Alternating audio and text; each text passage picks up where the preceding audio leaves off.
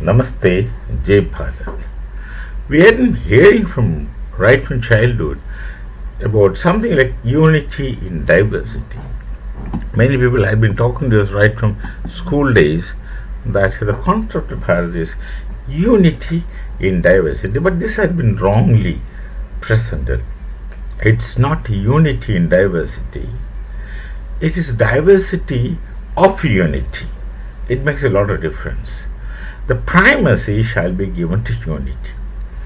Primacy is given to unity because just one example I'll tell you.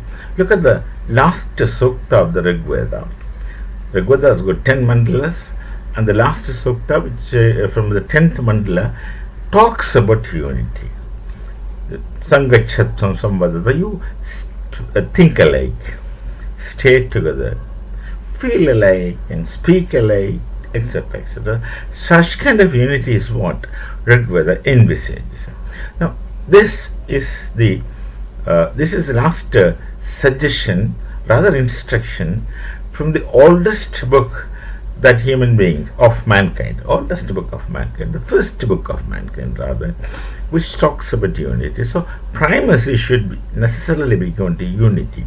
That is, one is the principle, and then there are varieties. So the concept of Bharat is one, and then there are varieties. Sanskriti is one. The Bharatiya Sanskriti is one, but then there are varieties, variations, but variations of the same one ultimate principle. This is precisely what we find in Hindu Dharma's philosophy. There's one principle, ultimate reality. Then there are varieties and variations, but the variations are not the end, not final. So it's not unity in diversity, it is diversity of unity, or diversity from unity. Someone has made a mistake of calling it as unity in diversity, but then maybe its concept is a little complicated.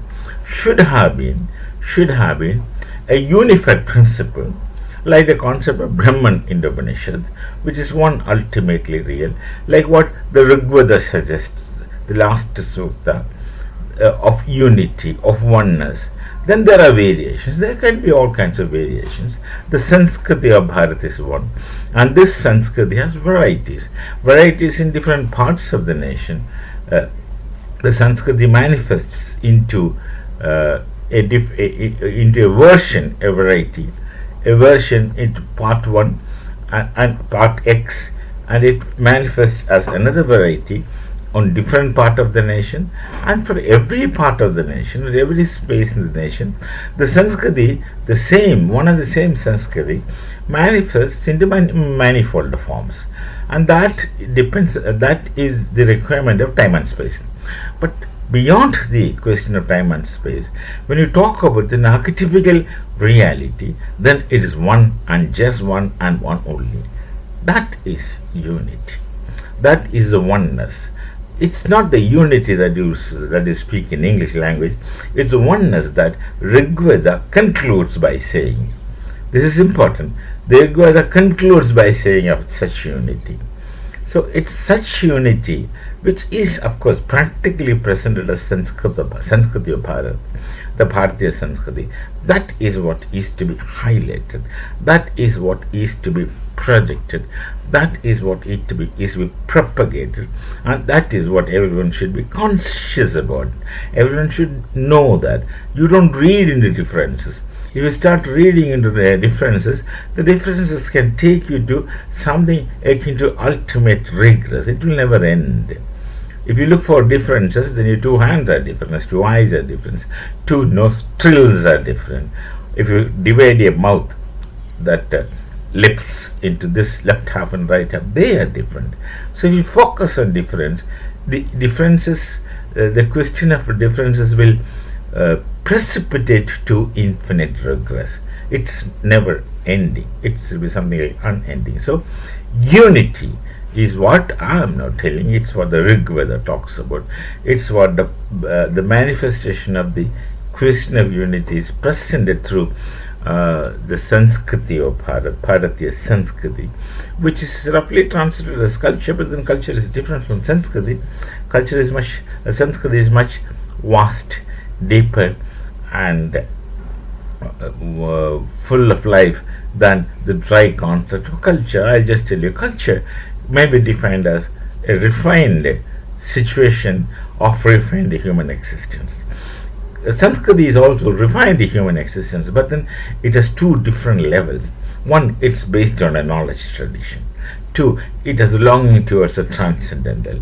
The knowledge tradition is, of course, Veda Upanishadic knowledge tradition, and the longing towards transcendental is towards the beyond. You may call it as the ultimate reality, which is Nirakara. Also, people can say. Now we have the concept of Sakara, Nirakara. You can appreciate the ultimate reality in whichever manner you want. There is Advaita Vedanta of Shankaracharya and Visishtadvaita Vedanta of Ramanujacharya. Both are equal. Both depends upon the requirement of your mind, what you really need, and then according to that you can choose between any of these things. So it's not unity in diversity. It is unity fundamental. Primacy is the unity and the varieties of unity.